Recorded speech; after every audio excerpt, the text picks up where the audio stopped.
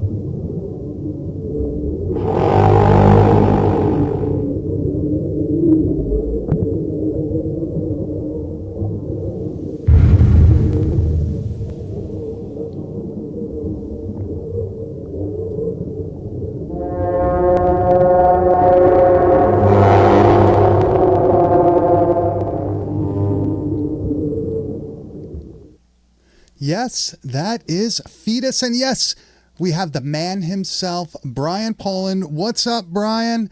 We're glad to have you here. We're so excited to talk about some of your movies tonight. How's it going? Thanks for inviting me on here. No problem. And we're mainly going to focus, I guess, on Fetus tonight, which I have the DVD here. If you're ever mailing DVDs to Pennsylvania, chances are you're sending them to me. How many do I have here, actually? I have a whole... I got a whole bunch. I gotta say that one of my favorite things is like in the credits to the movies and stuff, it always says a gore film. That is such a nice touch, man. Like that is one of my favorite like credit lines of all time for sure. Yeah, I figured call it what it is. It is a gore film. It was meant 100%. To be a gore film. Talking about like gore films and stuff like that, like. Do you have something you want to like get into beforehand? Like, I'm gonna. No. Go. You're probably gonna say the same thing I am. I gotta get into this whole like gore background for you, man. Like, what inspired you? I know we've seen some stuff from like your early work. What was it on like Morbid Tales? A lot of that early footage that you reworked and stuff like that. At a young age, man, what really inspired you to like get into this kind of thing? Well, the whole thing that started it was I rented the Screen Greats Volume 1 on Tom Savini, and at the time I had just gotten into horror films, and I actually got into it a little late. I didn't get into it until I was like 13 years old or something, but I was renting a lot of different movies, and I rented that, and I just thought it was behind the scenes of horror films. I didn't realize it was on like just one makeup artist or a makeup artist at all. And that was when I became obsessed. That's when I just was like, I got to learn how to start doing this stuff. And I just, the more, just taking photos and stuff wasn't enough. And then me and my friend Rich George, we got a hold of a video camera, and that's how it all really, really began. So like, dude, like, did you take any kind of like classes or anything like that? Like any kind of like, or is it just all like back home, we're going to figure this out kind of stuff? Yeah, at the beginning, it was really difficult. I mean, this was back in the late 80s, and the only way I found out how to order makeup effects supplies was in the back of Fangoria, in the classified section. That's awesome. And I saw there was an effects supply company in Boston at the time, which they didn't last very long once I got going, unfortunately. But it was just a matter of finding classifieds, figure out who was who, and I was ordering from a dental supply company at first, and the weird thing was they sold foam latex. And then eventually I found Berman Industries. And so that's who I was going through most of the time. But yeah, it was just trying to just research, like try to figure out how can I do this stuff? Where can I get this stuff? A lot of the beginning stuff was videos, watching videos. There was a few VHSs that were out that were really helpful. Yeah, I have a few like Tempe video ones where it's like how to do like the makeup effects ones and all stuff like that. I think the Scream Greats VHS, was that the one that was like a double tape? and like one side had like it kind of looked like maybe like a Reagan from The Exorcist type thing. Well, the screen grades were put up by Fangoria. It was like Fangoria Video Magazine. Gotcha. And the first one was on Tom Savini, and the volume 2, they only did 2 volumes, and the second one was Satanism and Witchcraft. Oh, I have the Satanism and Witchcraft one. Yeah, I know exactly what you're talking about. Those are that's a funny tape to watch. Now, I have like a whole bunch of those like propaganda, like Satanism propaganda tapes from that era, where it's all just like trying to scare the shit out of people with like the corniest possible fucking things, man. I live for that content. I love that stuff back then because I was already into, Slayer and Venom and stuff. So just to see these people just going nuts with the whole satanic panic thing was just. Once you started like really getting into like the gore films when you were younger, like what's some of the stuff like? Were you like a real Fulci fan? I know like most of the dudes that were making the early, shot on video, low budget gore stuff, they were all Fulci guys. And who were some of your like gore director type influences? Well, once me and an older friend, we started renting a bunch of movies from the local mom and pop store. I think the first one was Nightmare on Elm Street. Second one was Creepshow. But then the third one we rented was Demons. Oh, hell yeah. And that just blew my mind. Yeah, dude, that's a jump. I like that. I was just like, holy shit. Just when the part that, when she's pulling apart his throat, and when the girl started becoming possessed and you could see her teeth being pushed out by the demon teeth, that's what I was like. I don't know what age I was, but I was just like, oh my God, that graphic. It's always funny, like when you're a kid, like you're so used to seeing the stuff on cable or whatever, and then like you start really like exploring the videos that are out there, the stuff that's never going to be on TV, that's never going to be in the movie theater near you, and you're like, holy shit, like what the hell did I just watch? Like that was dead next door for me when I was younger. I like never saw a horror movie that looked like that before, because that was what, 16 millimeter, right? The most expensive 16 millimeter movie of all time. But like that was never something I was going to see on TV. It's like, holy shit. But let's you want to get into Fetus a little bit, Grizz? Yeah, we'll work through this. Why don't you give a little, Grizz? Give me a little synopsis. We like to try to have Grizz sum up the movie in about a sentence. He's an asshole and he likes to try to put me on the spot like this. So, dude, Fetus is such a dark story, and I was so captivated by it. We have a man who loses his family in the delivery room when his wife and newborn child is died. And he does everything he can to bring it back to life in some way, or to contact them. And, there's one thing you can count on when fucking with the dead is that things will always go awry. And do they in a glorious way in this movie. Especially in a Brian Paulin film. Usually in a very wet, bubbling, amazing way. One thing I got to say about most of your films is that I don't know if it's intentional or what, but they all feel almost like Lovecraftian. Like they all have that like otherworldly, other dimension, just unnatural shit going on. Is that on purpose? Like, are you, is that one of your favorite things to kind of incorporate into your films? Well, it's great to hear that it comes through. I don't know if Lovecraft really wasn't so much an influence during Fetus, but Lovecraft is one of my biggest influences anyways. So automatically his work and just what he did ends up into all my films anyways, except for Septic, because Septic was the only non-supernatural one. But it's so evident in Cryptic Plasm. Like it's like that one is like so. I fell in love with that one. So like I've been watching it over and over again, mainly for that just like otherworldly, old god kind of feel to it. And I think that's kind of the one thing that I'm drawn to about your style of gore is that it's really your style. You've been able to develop this unique, way of having these practical effects that are, without me even being told who I'm watching, I know this is a Brian Paulin film. based on the way it's lit, the actual way the effects look. There's something so unique about it. And it, like for an example is like in Morbid Tales, the tree mother beast creature fucking thing, dude. Good God, that is just like the thing of nightmares. And to have somebody be able to like put that on screen in such a captivating way, my hat's off, man. That's one of my favorites. Thank you. That thing was fun to film. It was fun to make. That was probably one of the first times we tried to go that big. And it's huge, dude. Too, you could tell. Once we pulled it off, I'm like, okay, I want to keep doing this. I want to wait till you see some of the stuff you're going to see in Abysmal Purgatory. We've gone big. Oh, I'm so excited. But yeah, I just realized, like, within the last year or 2 years or so, after watching a lot of different documentaries or just videos on YouTube, I realized I never knew what my style was. I was just like, yeah, I make movies, whatever.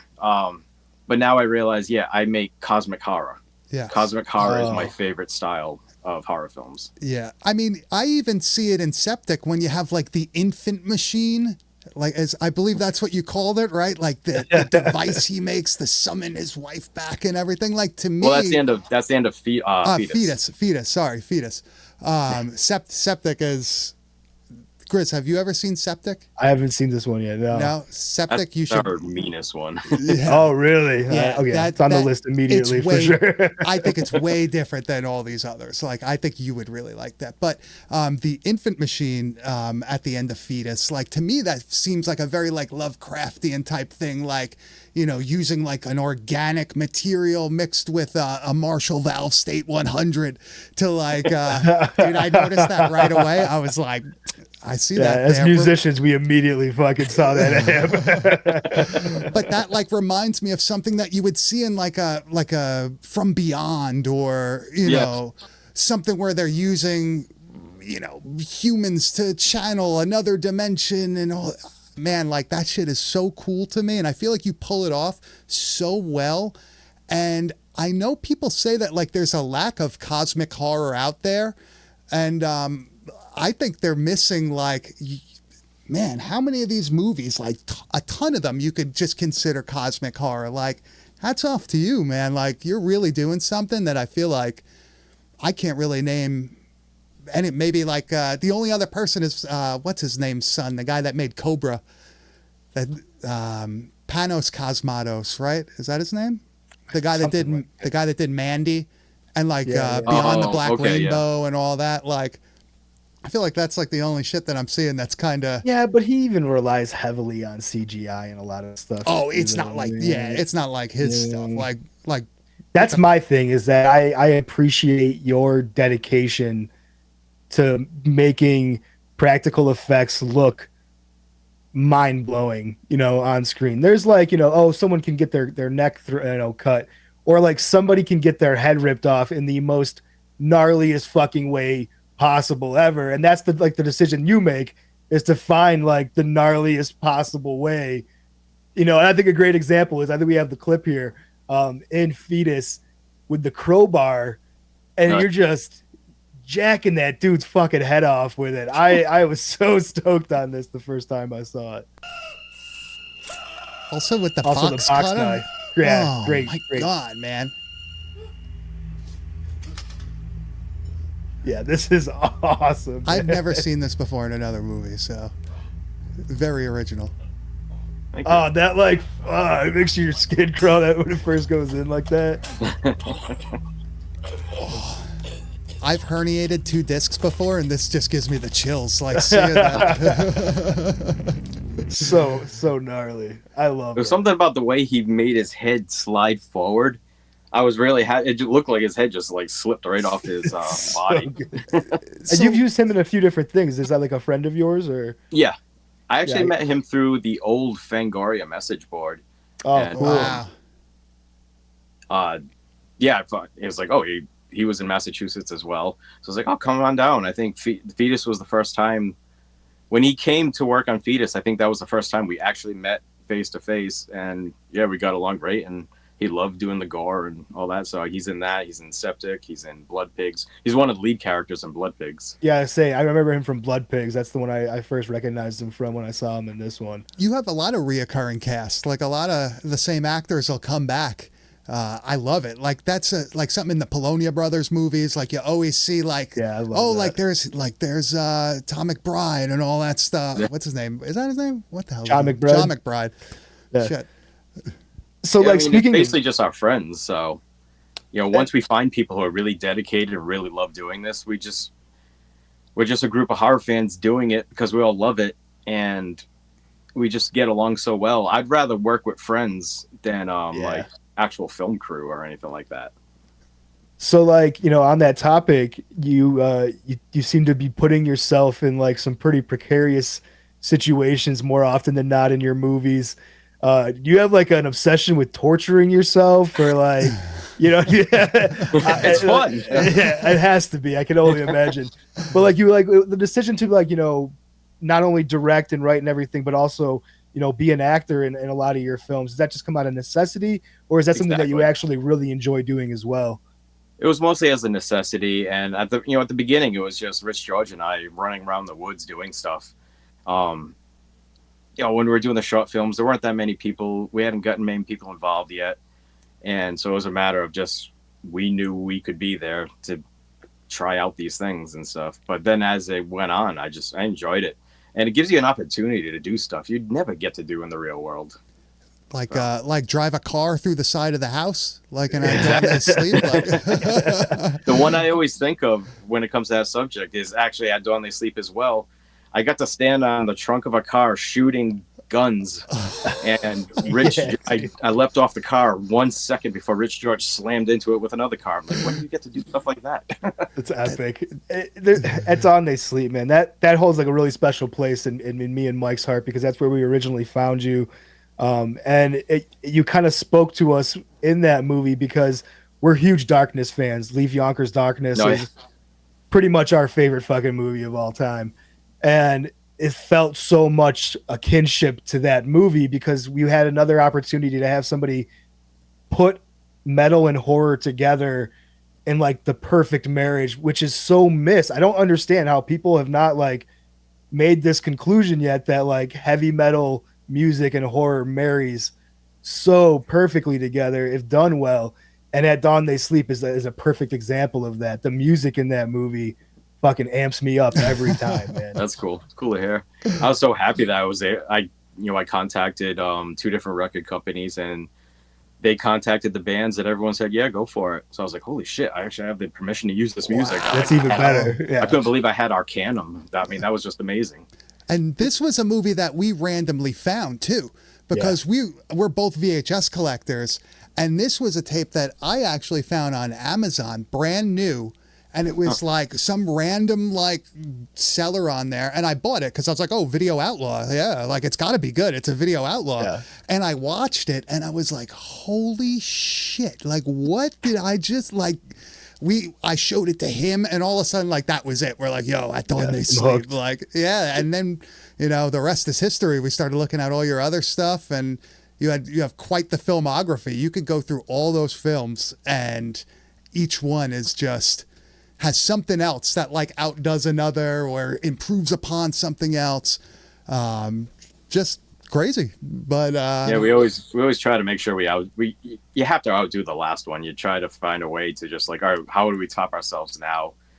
And somehow we always seem to find ways to be more gruesome, more over the top.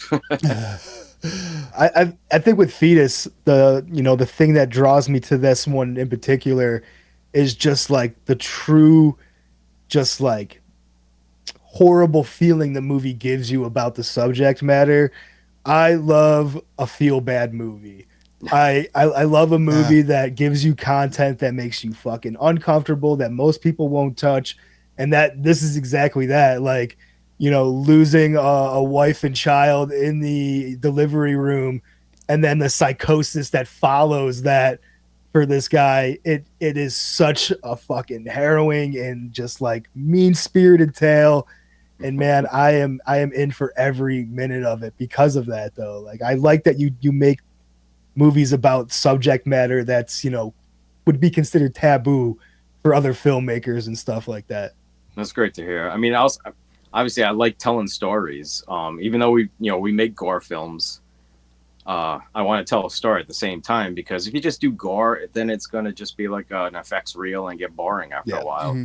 So I like trying to come up with storylines that, you know, are character driven, and hopefully people, because it actually, if you can get especially like if you can get an underground crowd to actually invest and pay attention to a character and actually maybe start caring about him, the gore is going to have so much more impact. Absolutely. That starts happening.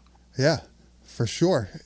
I immediately connect with this guy in Fetus too, because like you just start feeling about like, dude, what would you be going through in a similar situation? Like, and one of my favorite aspects of it is the doctors and like blaming, almost like having this blame for the people that were into the delivery room and like feeling the need for vengeance against them is just like, it can be not something people want to talk about, but it has to be like a real feeling somebody has to go through in those emotions, man. And that's what's awesome about this movie. Yeah, I can imagine. Someone actually being in that situation and just getting incredibly like having rage towards the doctors for letting his looking for blame. 100%, dude. Yeah. So how was everybody's reaction when you I'm guessing you have like a director's meeting before you start filming, right? You tell her, how did everybody react when you're like, hey, this is going to be the story. These are my ideas for like the effects.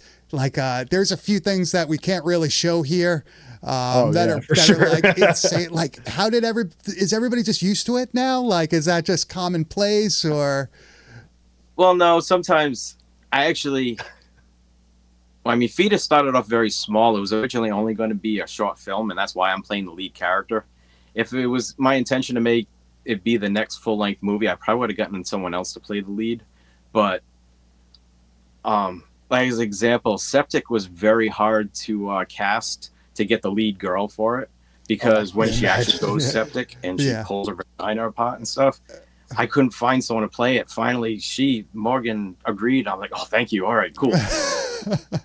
So, but with Fetus, I got extremely lucky. A friend of a friend, someone I had worked with, introduced me to Yale Sanchez in there, and it's not her real name, but and I'm talking to her on the phone. I'm like, would you be willing to do this? She's like, yeah. I'm like, would you be willing to do this?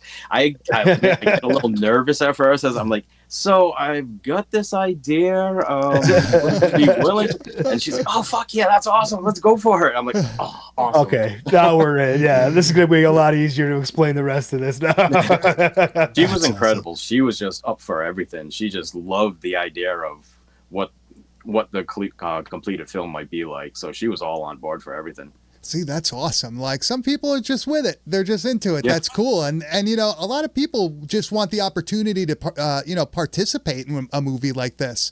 There's plenty of people that are always, they'll fly across the country just to be in like a, low budget movie that's somebody like a trauma film or whatever. You're just going to be in the background, but people just want to participate, and you just got to, put the call out. I actually just had an actress message me about a month ago, and she had moved into the United States. She's in LA, and she's like, I just want to do something. I want to participate. I want to be in one of your movies. She goes, I'll pay for my own airfare. And I'm like, I don't know. Because I feel like,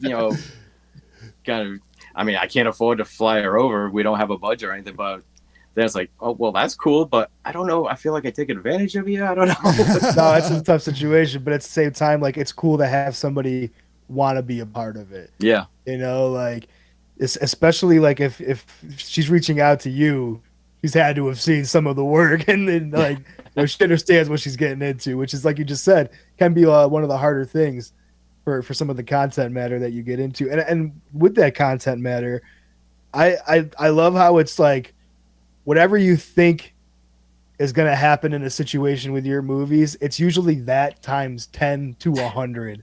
Like, I think that's like the best aspect of the gore is you'll watch a scene and you're like, oh, this is kicking off. This is a pretty cool gore scene, and you expect it to kind of wrap up, and then all of a sudden it takes a left turn on you, and it like ramps up and a whole nother level of gore unfolds. And that happens like time and time again in this movie where I'm like, oh, this is a cool scene. And I'm like, oh shit, now this is a really cool scene. One of my favorite effects of this entire movie is later in the film, where like the resurrected wife is like just that boil creature, and she's having that monologue, and you're like looking down like the scope on her face and stuff.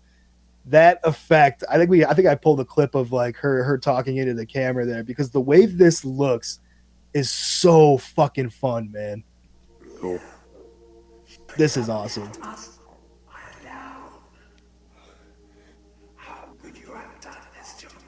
Also, I don't think you give yourself enough credit. Your acting's pretty good, man. You're usually one of the yeah.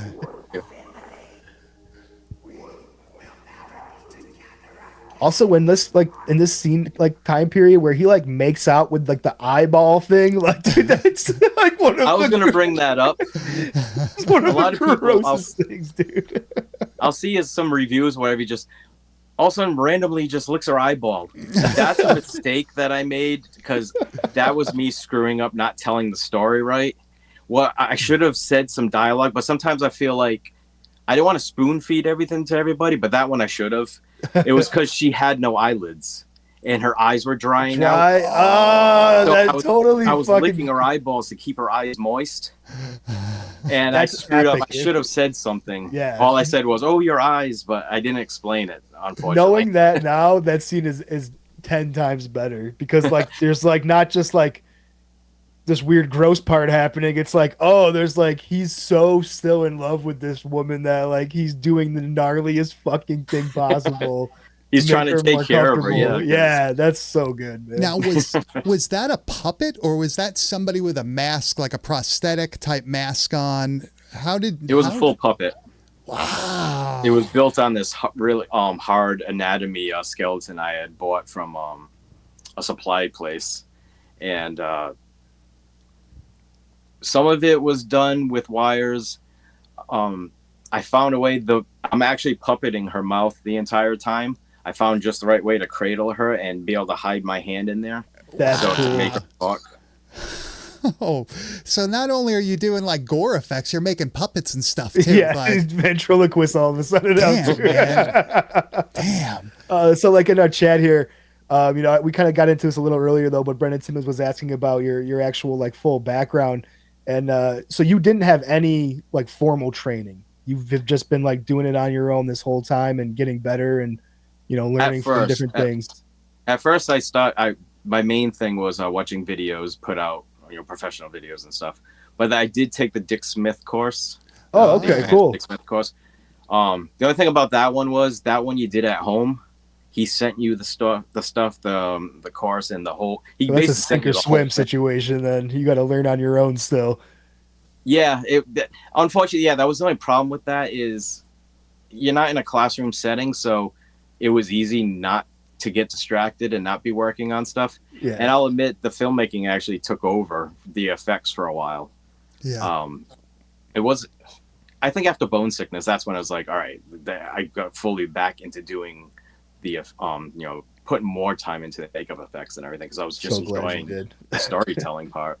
When you do those giant, like the animatronic type, the puppet animatronic type things, where are you filming that? Is that like in a warehouse somewhere, or is that like in your house? Where are those? I have an extra wide double car garage. Awesome. And there's no like support beams in the middle, so we build all of our sets in my garage. That is awesome. That is so cool to know. I couldn't tell. I could never tell. Yeah, that's fucking cool. Wow. The end of Fetus was in my basement, but in Bone Sickness, the extra stuff we shot for our films, the entire cemetery set was in Rich George's garage. So when it was nighttime and all the zombies rose up, that's in Rich's garage. We built a huge set in there. Wow. Then the extra stuff where it had the two undercover cops in the car in the cemetery, just sitting there, bored out of their minds that they get attacked by the goblins. All that was in my garage. Wow. I love that this is all just like, it looks all so different, but it's like all just done in like the same fucking place. Like some of like the wooded areas that you create and stuff. That's all in like there's the garage and everything with like the tree monster and stuff. Yep. Dude, Wow. that is awesome. I could The only tree well, the tree monster from Morbid Tales, that was in my backyard. Luckily, Okay. I have a big backyard and we got a lot of trees, so I can actually make it. Abysmal Purgatory benefited a lot. I actually just made a total mess of my backyard. We had a bunch of windstorms with huge full branches came down and everything. I'm like, no, don't cut them up, save them. And Yeah, I'm this is sticking them in the perfect. ground. I'm laying them everywhere to make my backyard look like woods. your neighbors must really think you're an interesting guy with that stuff going on. I like- love They that. kind of, I think they got used to it through Halloween because I always do the yard haunts. Oh, that's Oh. so fun, man. I would stop bringing out bigger stuff like stuff from Cryptic Plasm after I'd taken apart. Yes. I left all this. I still have all those big pieces, and I rearranged them. I made this weird creature in my driveway, and then like, what is this thing? Wow. That's what I was gonna ask. I was like, after you know, you have all these different effects that you invest so much into, and you have all these things. Do you end up like, you know, saving certain things to try to reuse or to repurpose? And like, you know, is there things from certain films that we wouldn't even recognize because you've rebuilt them and Yeah. used them on other films? That's how we're able to do so many effects. Is I recycle everything. Oh, that's smart. That's Literally, that's the way only to do thing it. I think I've saved from all of our movies is the boil head wife from Fetus. Oh, no shit. I saved her head because I was just like, no, I can't take this apart. And I she's still agree. together. I just used her at a convention a couple of weeks ago. It is fucking beautiful. I love that goddamn puppet. Now that I know it's a puppet, I can call it that. It is awesome, man. So when do you think, is there a release date yet for Abysmal Purgatory? We have people asking in the chat, how's production going? I'm hoping my goal is next October. Hell It yeah. is I a love an year October away, but we release. still have the entire finale to film. And so a couple other things. We were actually going to film Rich George's death about a month ago, but right 2 days before we were supposed to film, he got COVID. Oh, fuck, He man. was in bed dying from that. It was a huge scene, and we had to cancel it, unfortunately. And we haven't redone it because he's still recovering. That knocked the shit out of him. So we have his death scene, and a few other things, but then we got the whole finale, and it's. We know how your like- finales go, so it's probably going to be an undertaking, man. That's for sure. Well, there's, if I'm getting this correct, there's three different characters in the finale. So that's a lot of bizarre stuff happening to three people, and I'm going to make the biggest creature I've ever attempted. I am Wow. so stoked for this, man. And it's going to be tons of extremely graphic gore and just layers and layers of things happening to people's bodies. And I stuff. love when you have that like multi-person like finale type of thing, like in Cryptic Plasm, when there's like, especially the scene where like you meet your fucking other self, and like, dude, that is one of the cool. Like you halfway stuck in a wall, like not being able to move, like meeting your like evil fucking twin, dude. That is like such a fun thing. But there's just That so much one- going on, you know, like all the people dying around you too. It's just awesome. The me in the wall, that was torture. Yeah, you know, it's not fun. I can only imagine. And it was only about 30 degrees out during that. Oh man. Shit. And in the scene before that, I was down in the basement and we poured all the slime all over my head. Mhm. And it was fine down in the basement. But once we got to film that, I had to recreate that. So I poured all Cairo syrup all over my head. So now my head is freezing. My hands are freezing. And then all the Cairo syrup is like froze and solidified. So I had all this candy just hanging off my head. God. As you're sticking through some sheetrock in the wall, right? Yeah. And we thought it would be fine. Everything was fine except for where my feet were, because we didn't realize we didn't make enough room for my feet to come out. So I'm like hanging forward, and we had to reinforce the wall so I didn't topple the wall over. So I'm in a very extremely uncomfortable position. I was pulling muscles in my back and everything doing that. That God damn. looked rough. But the other side, like the evil portal side, that shit looked awesome. That was some wild looking stuff. That was But fun yeah. to do. Now that you say that it's cold though, you can almost like, thinking about that scene, you can almost like see in like the way it looks that it's fucking freezing out. You can probably see my breath. That's what I'm saying. Like you could see like your breath. I'm like looking back on it now in my head, and I'm like, that totally fucking checks out, man. That and before the finale of Septic, when well, I won't give away because you haven't seen it yet, but I get attacked and I get completely drenched in blood. And at the time we were doing it, it was January, I think. I think we say that in the behind the scenes. There was a foot of snow on the ground right outside my garage door. We're doing that. I'm drenched in blood, and that's the most pain I've ever been in while filming one of the movies. We have another question here. How long does he start working on all the FX and props before production starts? And does anybody help you? Goal. Once I know exactly what we're going to be doing, a couple of months maybe. But another reason why our movies take so long to finish, like right now, I know the finale's coming up, but I'm still not quite sure how it works yet. So I haven't even started building the creature yet. So, you know so it's what? a lot of trial and error. Yeah, you know what just you trying want. to figure things out. Yeah. Yeah, one thing we started doing a while ago, like At Dawn They Sleep, had a full script. I wrote up a full script because we were making that for EI Cinema, and the whole end of the script was completely changed. There was an entire sequence in the middle that was changed, and I'm like, after that, Bone Sick. I'd even write anything for Dead Girl on Film. I just wrote an outline, and we just went with it. And that one got finished. It was the fastest movie I ever made. And then Bone Sickness, I wrote a quarter of the script, and then I said, "Oh, screw this!" I go, "Let's just stop filming," because I had all the character stuff done. So, like, we hired Ruby LaRocca, and she came early on in the movie, within a month of shooting. So she came for a weekend. We did a lot of the character stuff. So I had all the dialogue for all the main character scenes. But from that point on, I'm like, you know what? If we don't have financiers, we don't have anyone putting up a budget for us, we don't have to answer to anybody.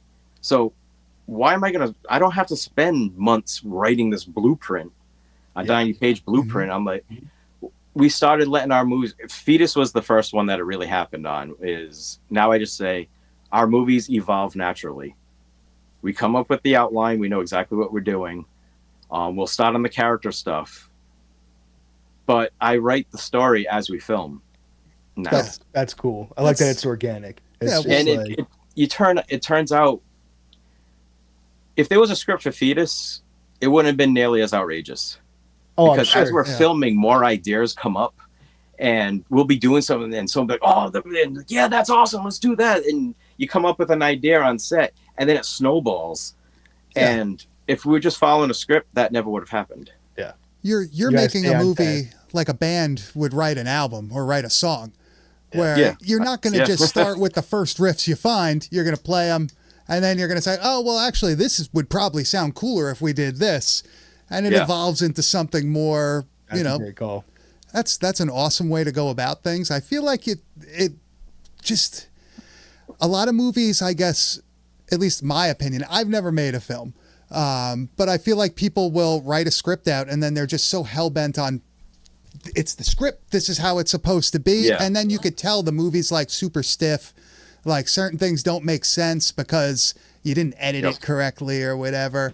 And I feel like your films, like everything just kind of flows. Like we never are really like, oh, what the fuck is going on? Like everything makes sense, which is actually hard to find in like the sub $50,000 budget movies, you know? Yeah. Well, I mean, because we take the time to make sure a scene plays out right and works right. Mm-hmm. And at Dawn They Sleep, there was a scene, you know, we had the whole script and everything, and I had like 5 people over there. There was like 5 people in the scene, and we started doing the dialogue, and I'm like, wait a minute, this doesn't work. And like, it sounded great in my head, sounded great on paper, but once we started filming, I'm like, this isn't working. This doesn't sound natural. And we actually canceled filming that night. I'm like, all right, never mind. The scene doesn't work.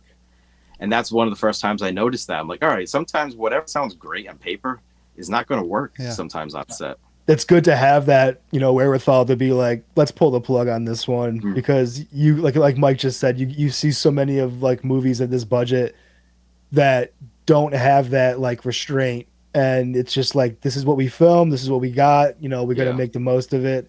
And I think they end up, you know, ultimately paying for it in the long run, you know. But like on that, like, you know, other filmmakers and what they're doing and stuff like that, coming up in the industry, were you like aware of other people that were kind of in your shoes, people like, like say like Todd Cook or like, Todd Sheets and stuff like that. Do you have any Yeah. communication with guys like that? Or Back then, I didn't have any communication with anyone. I had found like early on there was a fanzine called Independent Cinema.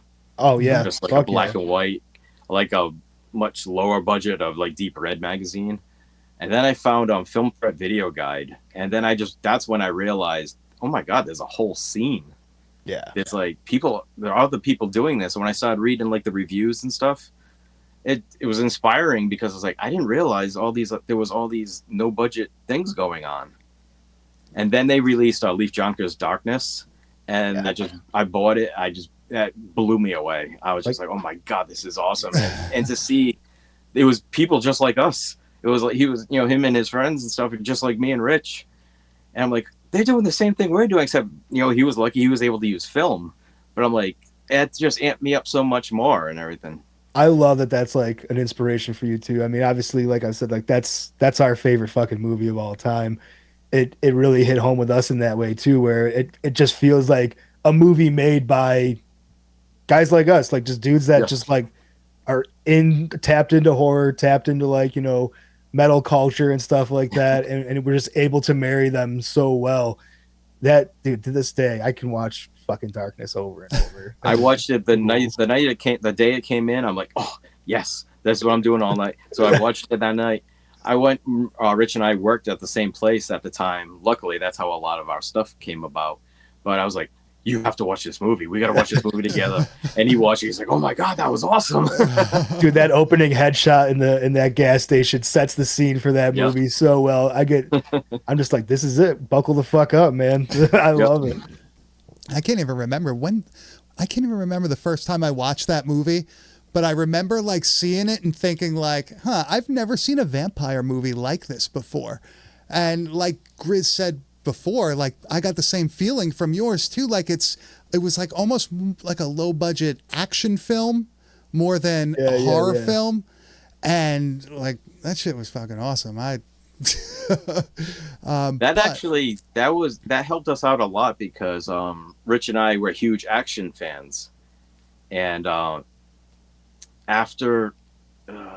before At Dawn They Sleep, during the 90s, the mid 90s or whatever, when horror basically died for a while and they wouldn't allow any gore into movies, that's when I found out about John Woo movies.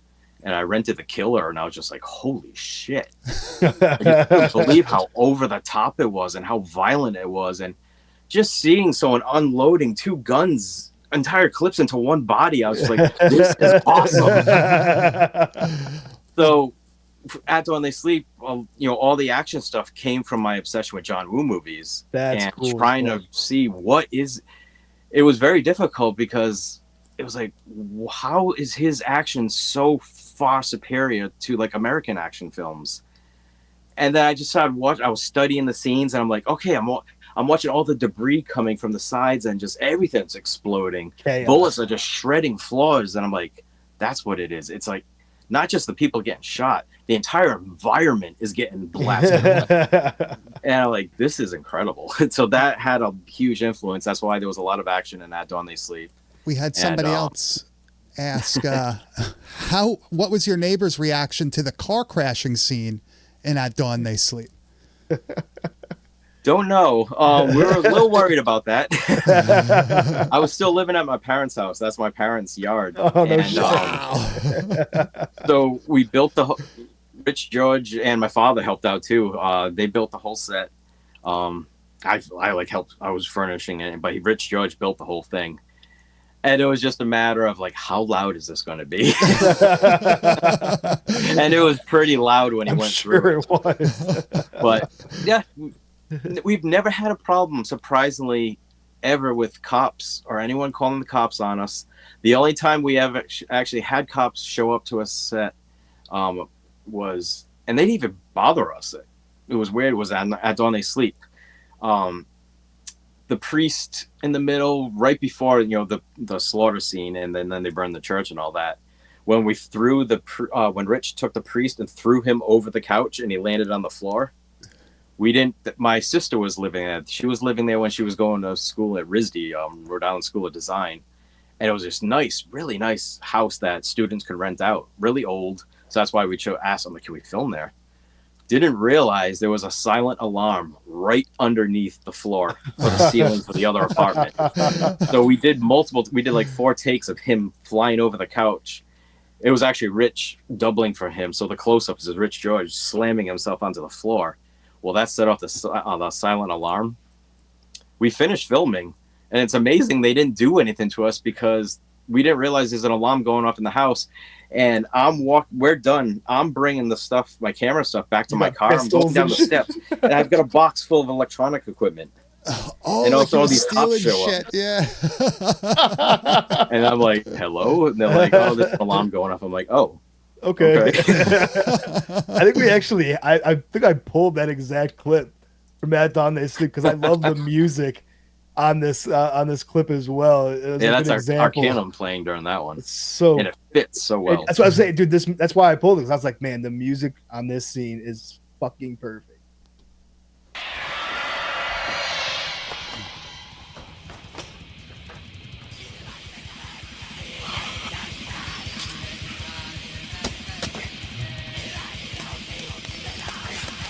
So gnarly.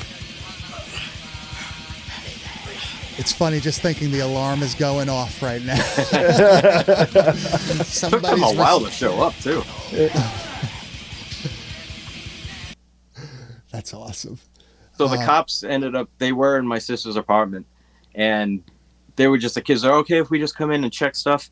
So eventually I got up the nerve and I asked the cop, I'm like, so say we're filming something, we're making a student movie or whatever, because I'm like, we did multiple takes of someone falling over the couch and hitting the floor, would that have set it off? They're like, yeah, it could have. I'm like, oh, sorry. It was probably us. But they were totally cool about it. They didn't give us a hard time or anything. I can't believe he didn't say anything to me as I'm walking out. The only regret was my camera was already put away in my case. I'm like, that would have made great behind the scenes. Oh, yeah, that would have been fucking awesome. Something I wanted to ask, just due to the, I guess, like, some of the effects that I see in your films, a lot of like tentacle-esque things. Are you a fan of a lot of Japanese gore stuff from like the late 80s? We covered something here. You ever see Biotherapy? Oh, it sounds familiar. I think I had the VHS of that. It's like a short. It's only like about 45 minutes. And it is one of the coolest. It's like one of those things where you were dying for a feature full-length movie. Oh, yeah. To be made. Yeah, I think I had that one. But what really influenced me with that stuff was I had read about it in a magazine, and then I finally found it at the same place I found the John Woo movies, was Yaratsu Kaiduji, Legend of the Overfiend. When I saw that, my jaw was on the floor. Have you seen it? I've never seen that one. No. No. It's from the late I'm making 80s. notes. It's the one that kicked it all off. That's the one that brought out the whole tentacle porn stuff and everything like that. Oh, it's so outrageous and so over the top. But what's awesome about it is, as sick as that is, as much sex there is in the anime, it has one of the most complex stories. I can't even really fully describe it to you because it's so interlayered and complex that it just blew my mind. I'm like, oh my God, I love this. This is incredible. This is exactly the type of storytelling I like. That was like me with Organ. You ever see Organ? Yeah, Organ's really good. I gotta watch that again. I haven't seen that in a long time. That was another one where I was like, what the fuck did I just watch? I have no idea what what the story was about, but that was awesome. So like you said that you had gotten into like horror when you were like, a little bit older, you were saying like 13 or whatever like that. How long did it take you until you like really started deep diving into like finding things like the European stuff? Like, were you like an Eitenbach fan? Violent shit movies and stuff like that. Did you find those when you were younger, or did you end up finding those like later on? Well, that was a little bit later because I started renting and stuff probably, I don't even know what year it was. Being able to get a hold of the German gore stuff, that was a few years later, but I was going out and looking for all the Fulci stuff, Gates of Hell, back, it was the original Gates of Hell VHSs and stuff. And then Rich found Make 'Em Die Slowly at a flea market, the big box. Hell yeah. He's, look what I found. And we're like, oh, Actually, I think it's right above me. None of the places had it for rent. Yeah, I've never seen that for rent in any video store I was ever in as a kid. That's for damn sure. So yeah, it was just one of the first ones. I mean, granted, I saw Demons first, but still, Demons was. I hate to say mainstream, but it was more mainstream. No, I know what you mean. Like the more gore stuff that I saw. Yeah. Because I mean, Demons played at my local theater when it came out. Yeah. I remember seeing the big ad for it in the Sunday paper. That's awesome. Which goes to show how amazing it was back in 1985. I'd love to have that ad, like a local I wish I ad kept for it. your theater. That'd been sweet. But I remember at the video store I used to always go to, they had the big box double feature of Scalps and the Slayer. Yes. Love and on Scalps.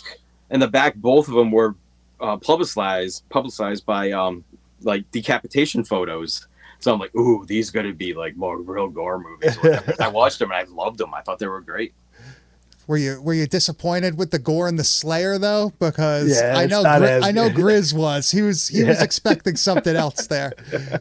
Well, since I rented it so long ago, it was before I got into the real gore films. So back then, even that was more brutal than what I had been watching. You know, the rated R horror films and stuff like that. I was like, it wasn't gory, but like the fish hook and stuff being pulled by the fish hook. Watching it then, I was just like, oh my God, this is like more brutal than what I'm used to seeing. In context of like the time and like, it was the timing. Yeah. Because I know sure. some people just at that convention, someone brought up the Slayer and I love it. I love that movie.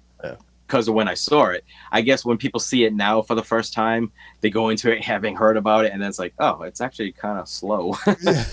Well, that's a big thing. I love the atmosphere. That's a big thing we find with a lot of because, like I said, we're VHS collectors and stuff, and a lot of people will hear about these movies, from whoever. They build it up, and then when they finally watch it, they're like, oh, that's nothing like. I thought it was going to be crazy. Like that was just like a normal movie. It's like, yeah, sometimes things are just normal movies. Like that's fine. Like that's okay. But that happened to me as a teenager when I finally sat down and I rented The Exorcist. I heard. Oh yeah, the build up. That's a movie that don't watch as a teenager because you're not going to get into it. You're going to. I thought it ended. I'm like, that's it. But that's another time and place movie too, though. Yeah. I think in the 70s, seeing that, holy shit, no one's ever seen anything like that before. At that time period, as a teenager, you're kind of like, all right, But I watch it now as an adult, and when I was in my 30s and I started watching it again, it's the scariest fucking movie ever made. You watch it now. I watch it now, and I still get chills. Now the whole crucifix scene is even more shocking today than it was back then. Oh yeah, people probably lose their minds over that scene nowadays. Yeah. I love that aspect of it too. I love that was like made in the 70s and it's just like keeps offending people throughout time.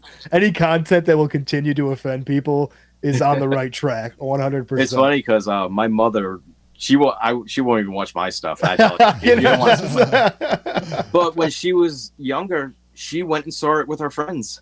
I'm like, oh my God, my mother went to go see The Exorcist, and I think it was the crucifix scene. She didn't say exactly what it was, but she had to leave. She was like, it had to have been, right? Like, that's one thing. But to picture my mother in the theater for The Exorcist, I'm like, oh my God, I can't believe she did that. Well, that's something like I always laugh about. Like my dad will be like, yeah, like my father grew up in Brooklyn, so like they used to go to Times Square to like go see crazy movies. He's like, yeah, I saw Texas Chainsaw like in theaters with my brother.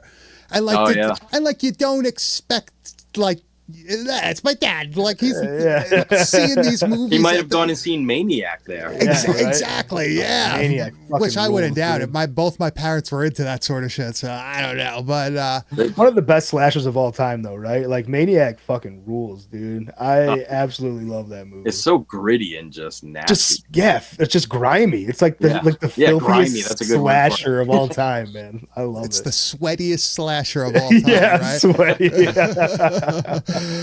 Chris, do you want to head over to the Wide World of Metal? Yeah, dude, we're running out of time here. We got to get some music in here quick. All right, so Grizz, why don't you give us a little bit of an intro right now for what we're covering this week?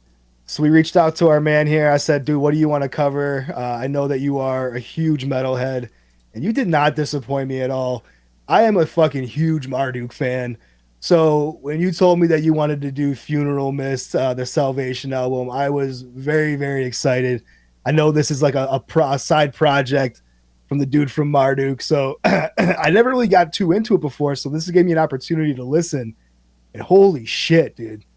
This is some of the most brutal, chaotic fucking black metal. And I am like so infatuated with this shit now, man. It's one of the most purest, evil sounding, just chaotic black metal albums. 100%. When did you first get into black metal? Because you're a little bit older than us, so you had the opportunity to maybe get into it from the start. Were you like an early adopter, like a Venom early adopter, or... All right, so like my progression, I had an older cousin. So like my first album when I was 6 years old was Kiss Love Gun. Then he got me into Black Sabbath, Ozzy, Iron Maiden. He got Killers, Iron Maiden Killers, which Paul Di'Anno, unfortunately, you know. Yeah, recently. I was just recently talking a lot about that. He showed me the Killers album. I'm like, oh my God, this is amazing. Then I kind of went off on my own, got into Wasp and stuff like that. But then I had seen ads for Metal Blade Records in a old Hip Parader magazine. Dating myself totally now. And it was probably 1985. And I went into this record store looking for, you know, the little album covers. And I found Slayer, Hell Awaits, and Live Undead sitting in the bin. And I just blind bought both of them. I'm like, screw it. I'm just buying them. And I put on Slayer Hell Awaits, and I was just like, oh my fucking God. My life changed at that moment. Is that when you said... I just seeked out... What's that? Is that when you said, I want to play guitar also? Because I see a Warlock behind you. Yeah, I got a Warlock and an Ironbird on the wall. There we go. Hell yeah. The Warlock is actually the one that I recorded my CD with. Nice. That's awesome. Yeah, well... I can't quite remember. It was right around the same time I started playing guitar. So I can't remember if I heard Slayer first or if I started playing and then I heard Slayer. So then I started trying to play more thrash style and everything. But then, yeah, I got into Venom and all that. And then I would place orders, blind buy all these thrash albums. And what really did it was I blind bought The Return from Bathory. Dude. And Bathory fucking rules. I just couldn't believe what I was hearing. I had never thought first music wave could be stuff. that heavy. Yeah, that first wave black metal fucking is so special, dude. Everyone talks second wave, but that first wave, like, dude, Blasphemy, fucking Bathory, all that first shit is just so good. Early Celtic Frost, Hellhammer. Oh, dude. Yeah, Celtic Frost rules, dude. Yeah. I blind bought Morbid Tales, and I was just like, holy shit, this is heavy. I love this. It was just incredible. Yeah, Bathory's The Return was just... I was just mesmerized. I could not believe what I was hearing. And that was the one that I was like, this is what I want to do. This is the type of stuff I want. Obviously, the more I got into more black metal, I went into the more extreme direction with the speed and stuff. I love the blast beat stuff like Marduk and Funeral Mist. So yeah. I mean, for me, like my favorite black metal album of all time is Heaven Shall Burn. That Marduk album is so fucking good, man. I love that album, and I can't find the vinyl anywhere. That's a really, really hard one to find, from what I understand. Like it's very sought after. But no, when I got into this one this past week, listening to the Funeral Mist, and I immediately after listening to this album, listened to like all of the catalog that they had on Spotify. This is, I think, their best like album just because of the intensity and brutality of it. And I think that has a lot to do with the production of it as well. Some of their stuff after this gets a little bit more cleaned up, so it doesn't have the same like aggression I think that this Salvation album has. But dude, this shit is raw as fuck. Why don't we? What do you want to roll? Why don't we start with some Realms of Plagues? This was a fucking cool song, man. Somebody make that a little louder. Yeah, that vocal sound right there is cool. Just so sick. I didn't know that this had a connection to Marduk, but I should have with the cover. Oh yeah, this looks very. Well, he goes by a different name too in Funeral Mist. Yeah, Harry R. Yeah, Arlock or something like that. I think it is. I didn't notice if I got the new CD, but I didn't think to look to see if he goes by the same name or if he just went by Mortis now. But yeah, when I first, it was funny because I was actually in a store. It was here in New England. We got a store called Newberry Comics that used to be awesome, but now they sell friggin' pop figures everywhere. And That's the fucking words. But at one point, it was an amazing record store, and I was looking for stuff, and the guy saw, I must have been wearing a black metal shirt, and the guy behind the counter is like, "Oh, have you heard Funeral Mist?" I'm like, "No, I haven't." He goes, "Oh, we have it. I highly recommend it." So the guy working there actually recommended it, and they actually had it in stock. And when I listened to it, I was just like, "Holy shit!" I love when an album does that. I was so happy because I finally found the vinyl for it. Oh shit! Hell yeah! First pressing of it and everything, dude. That is sweet. That's so sick. I just actually found this last year and everything, so I was so happy. Oh, gatefold! Wow. Oh, that's fucking cool, dude. Yeah, that's badass. It's a double album because the album's so long. That's so sick. That is awesome. That's one. That's the one thing about this album too, man. Is that like for being black metal, the songs like are put together in really unique ways. They're not like the one has like an orchestral like fucking beginning to it, like a choir, and then it just like kicks you in the fucking nuts like right out of the jump from that, dude. It's so good. It just the drummer. I don't know if it's Mortis playing drums. Oh no, actually no. I just saw on the album there is a different person playing drums. He does the guitar, the bass, and the vocals. I'm pretty for all of this. The drums are just so chaotic. The blast beats it sounds like he's just destroying his drum set. Yeah, in the best possible. Let's do Breathing Wounds. This was probably my favorite track on this album. For that reason right there. I love that black metal fucking riff, dude. That is classic.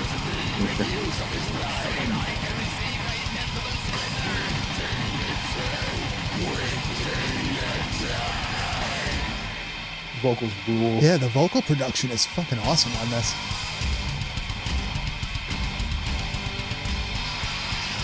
Everything is layered so well. Yeah. Like it really, you can hear everything perfectly, and it's all just angry. And I think that's the progressions of the riffs. I was for a month straight. I had it in my car, driving back and forth to work. And that's all I was listening to is this album. And track 3 was it Holy Poison? I think it is. There's a point in it where it's it's blasting everything, but then the riff somehow, even though it goes higher pitch, it gets darker. And I notice whenever I'm listening to stuff, I'm doing blast beats on my I'm like this the whole time and everything. And I noticed whenever that part came on, all of a sudden I realized I'm like, I don't know if people can see me when I'm like gritting my teeth. I'm like, I'm like, I love this. Like, that dude's really pissed off over there. That's some serious road rage right there. No, it's just black metal, man. That's definitely. I got a question, man. What is your take? This might hurt me a little bit if it's not the answer I'm expecting, but I'm willing to answer it or to ask it. How do you feel about the one and only fucking King Diamond? Oh, I love King Diamond. Fuck yeah. Okay. Yeah. You're like, how can you not? Well, yeah, I almost said it, but then I started saying something else. But when I first got all those albums, one of the ones I blind bought was Don't Break the Oath. Fuck yeah, dude. And I'm just like, it took me a little bit to get used to it because it was just totally different style. Oh, for sure. But, you want to hear something really cool, which I was not expecting? Doing Halloween shopping recently, a couple of weeks ago. I go into Party City, and I'm just looking at stuff. I'm like, oh my God, they got Terrifier stuff. That's weird. And they're playing Bram Stoker's Dracula soundtrack. I'm like, oh, that's cool. And then I'm looking at something else. I'm like, what the hell? This sounds very familiar. They're playing Merciful Fate in the store. No shit. Really? Party City. Welcome to the Coven. Was that the title? Into the Coven, yeah. Into the Coven. Yeah. I'm like, I know this song. I'm like, I actually filmed it. I grabbed my phone. I just saw it filmed because I'm like, I can't believe this. No one else is going to believe this either. Welcome fucking Satan into the mainstream, baby. Playing it in Party City. Well, it was so bizarre. I was like, this is pretty damn cool. Our friend Chris said something today. What was he listening to, like satellite radio or something? And like Mortician was on. He's like, Oh, I yeah. just can't get used to seeing this on like the fucking radio. Like it's so weird. We're huge fucking Mortician heads. That's definitely we're big into Yeah. death metal as well. But no, dude, I'll be out your neck of the woods Halloween to see fucking King Diamond himself on Halloween night Oh yeah. in Boston, dude. I am my first time seeing him too, so I am very Really? You've never excited, gone? man. I've never seen him before. I haven't seen Merciful Fate or King, dude. So this is His it. stage show is amazing. Yeah, I've seen some clips. I'm not trying to ruin it for myself by watching too many of them, Yeah. but it looks fun, man. But I saw a friend of mine said, "Hey, do you want to go to the Mayhem Festival?" This was probably in 2016, 17, something like that. I was like, "Yeah, sure, I'll go," because it was King Diamond and Slayer were headlining. Yeah, I went to that. Fuck yeah. Okay, I actually at first I didn't realize it was the Mayhem Festival. I'm like, "Oh, cool, we're going to see King Diamond and Slayer." Then I found out, I'm like, "Oh, you didn't tell me this was a festival." Tons of fucking bands, boy. So we're seeing it, and it's big arena, outdoor arena, and everything. I saw Iron Maiden there and stuff, and King Diamond stage show. I'm like, I can't believe I'm in this place, and it looks like I'm at a satanic ritual. I'm like, Yeah. oh, cool. Yeah, that was sick. I saw I love that. when they did like the Abigail tour again a Yeah. couple years ago. I went to that, and it was at a smaller venue than I saw him at like the time before. Yeah. Unbelievable! If you could see him in like a medium-sized venue, it's so sick with the whole stage. That's where I'm seeing that set up and- Roadrunner. Yeah, it's gonna be sweet. Oh man, you're gonna love it. It's so good, so good. It's Yeah, like I saw the Abigail tour. It was in a smaller place in Boston, but it was just the stage just looked amazing in that place. that's and one he thing I wish. sounds I wish he great. was doing like an album tour. Like I wish he was like replaying Conspiracy front to back. I'd be so fucking stoked on that. Oh yeah. But like he's just playing. Like I saw the set list for some of them, and it's a best of really. But Well, I'm he not plays going to be the hits. disappointed, man. Yeah, he it's- plays I'm the psyched. hits, and he plays like the Merciful Fate stuff also. Yeah. Like he does everything. And You're gonna love it. It's a great yeah. show. I'm fucking stoked. Chris, I think we have one more clip here, right? Yeah, let's play Bread to Stone. This was the last clip from Funeral Mist that I pulled.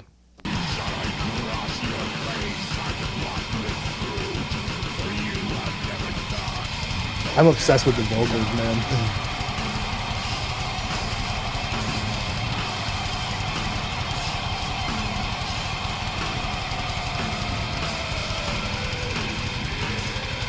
Mike, I'm telling you, get into the whole album. Fucking check out the rest of this band stuff. This is awesome. And the album, like it progresses. It feels like a whole complete thing. It's Oh, not yeah, one of you those can- ones where like I want to hear that song. It's like you listen to it from front to beginning. It just moves fluidly. Like you Mm. really you like you don't even almost tend to even notice the track jumps. They're just like this building, like you just said, like kind of like this building story throughout the whole thing, man. It's fucking wild. It's It's really so good. vicious. Yeah. Thank you so much for the recommendation on this. It is definitely going to be in heavy rotation for me. Yeah, Awesome. we normally don't get to speak to do this segment with our guests. Also, usually usually they dip out. They don't want anything to do with the extreme metal or anything like that. We thought you were a perfect candidate, though. Yeah, so for we sure. I appreciate it. live for this stuff, Hell man. yeah, I man. mean, just extreme metal metal in general is just. It's more to me than movies are really. That's pretty kind of much. I think that's how I feel in general as well. It dominates more of my life. Yeah. Than horror does. You know, metal music is basically played throughout my entire day, almost every day. So like, it definitely is the main focus that I have, man. I mean, for some reason, I'm not sure why. Strangely enough, all my time is spent doing the movie stuff, and my band stuff really gets neglected, unfortunately. But it almost feels like I can only do the music stuff when it feels like it's the right time because it means so much to me. Yeah. Yeah, I don't know. I can't really understand. I can't Forcing really, it doesn't feel right, man. Like, Exactly.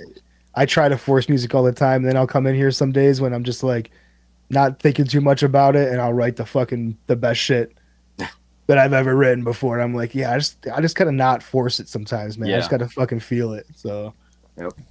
Grizz, anything else, man, or do you think we should wrap it up? I feel like we should probably wrap it up. Unfortunately, man, I could talk to Brian for hours. I feel like, man, I got so much more, but we appreciate your time, dude. We cannot thank you enough for coming on here. I know the chat, they probably got a ton more questions too, man. They were super excited to have you on as well. So your presence is greatly appreciated.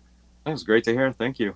Appreciate it. If you have any websites, anything that you want to plug before we sign off, you're free to do so. Your band also. I don't think I've ever heard your band. Do you have anything out there released? There is. We have. Well, not we. It's just me. I do the one-man band thing. I love that. So I'm playing everything. I do actually have a music video on YouTube. So it's Syoth, SYOTH is the name of the band. And I have one music video. I got a couple of songs, which I have to change them because they're the songs that I use at the end of some of my movies. So I got the movie artwork. I'm like, I gotta take that down and put just the band stuff. Yeah, that's a good call. Yeah. But I do have a music video on there. We're gonna have to definitely check that out. I'm going as soon as I'm done with this. I'm going to fucking check that out. Actually, I meant to have I finally got my first full-length CD finished. A small company in Belgium actually put it out, but I just got the financing from something else, so I can finally get my CDs. So I'm going to order the CDs. I'm just going to finish the artwork, and I'm going to release it myself. Yeah, nice. definitely let us know, yeah. man. Yeah, keep us So posted. the name of the album is Destroy All Gods. Fuck yeah, dude. I need a copy. Definitely put me down for one. So, and do you still update the Morbid Vision website? No, we actually. It just it felt so out of date, and actually all of our software we're using became completely out of date, so we couldn't even get in there. And we're like, you know what? Facebook and Instagram is where I do all my publicity. I can post photos, multiple every day and everything. No problem. That's where most of the attention comes from.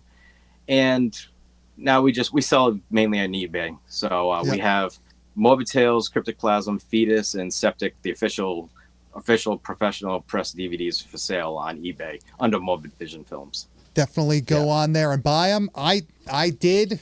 They're all here. Appreciate it, man. yeah, dude. Well, seriously, go out there, get these movies, guys. Support more people like Brian and Brian so that he can continue to make fucking awesome movies. You got one in the works right now, Abysmal Purgatory, right? Is that what it was called? Yep. And from what you've said in this podcast, it's going to be epic as fuck. So definitely go out and buy each one of his releases so far on eBay. Yeah, and you can contact us if you want one of our older movies. We have DVD-Rs of our older films that have sold out, but we can't list them on eBay because whenever we try listing a DVD-R, they assume it's a bootleg. They'll fucking pull it. Yeah. That's bullshit. Yeah. Well, that's what we try to push on our... Bring back Blood Pigs, please. There we go. We gotta hit them up. A lot of the movies that we cover on our podcast, you're able to find them, like online, like everything else. But we always try to push... Buy the DVDs, buy the Blu-rays that are still being put out. That money's going directly to the people that made them. It's not like when you go buy a VHS off of somebody on eBay that it's secondhand. That money is not going to Brian. But if you buy the DVDs, you're supporting his next movie. That's how you're able to get things like Abysmal Purgatory made and have bigger monsters, bigger effects. You got to support your artists. Right, Grizz? Thanks for that. And we also, like at this convention we just did, a lot of people kept asking, are you available on streaming everywhere? We're like, nope, we're not on streaming yet. We only do DVDs. Yeah, just buy them. You have them forever. Then. I like that. I like that elusiveness of it, man. Like you want to fucking be hardcore, you got to fucking get down. You got to ante up, if you want to see the good shit, dude. And they're not expensive. We're not gonna make it easy for you. You got to hunt for gold. That's it. Exactly. That's what's so different now is when we were first getting into this, like looking for darkness and the Burning Moon or whatever, I had to hunt for those movies. Yeah. Hard, it's like probably months. Yeah, dude. I think, Chris, how long did it take me to find a copy of Dead is Dead? Was it like 3 or 4 years or something before I was able to get one? Like, you got. I was just so glad I could fucking stop hearing about it every day. So, are you familiar with that movie? Have you ever heard of it? No, I'm not familiar though. It's who's that? Mike Stanley made it. Well, yeah, Mike Stanley. There's a part two in quotes. It's not on IMDb or anything. It's not listed anywhere. I think he disowned it completely, self-released.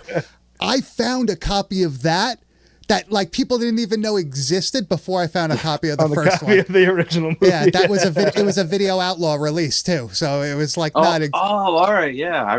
Now the title sounds familiar. Now he's a Video Outlaw. He has like a bowl cut. He looks like the Lego guy haircut. I think he's holding a shotgun on the cover. Right. Best 2 Video Outlaw releases: Lunatic, and At Dawn They Sleep, though.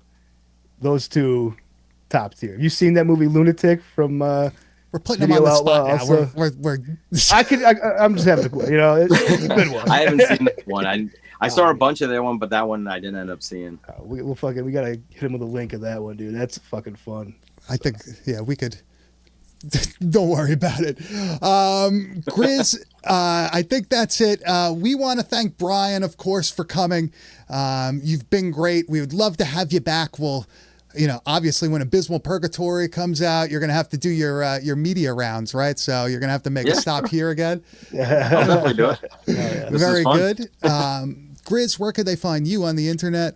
You can find me on Instagram at Kane_enabler. Brian, what's your Instagram account? Brian_Morbid Vision Films. And that's where they could find most of the updates for everything that you're doing, right? That's Facebook, Morbid Vision Films on Facebook. Oh, actually, no, on Facebook, it's just my name, Brian Paulin. There you go. You could get all the updates directly from the man himself. Even though I do like looking through that website. It's pretty cool to look at like the pictures. You have some good photos on there. But you could find us at www.badtastevideo.com. Next week, we're going to have E.K. Wimmer from the Laser Graves podcast on. We're going to be covering Terror House, the Polonia Haunted House classic. Finally, of course, that's our Halloween episode. But for the 15th time, Brian, thanks for coming. I want to thank the chat for coming also. Thank you for your questions, and we'll see you next time. Thanks, guys. Thanks.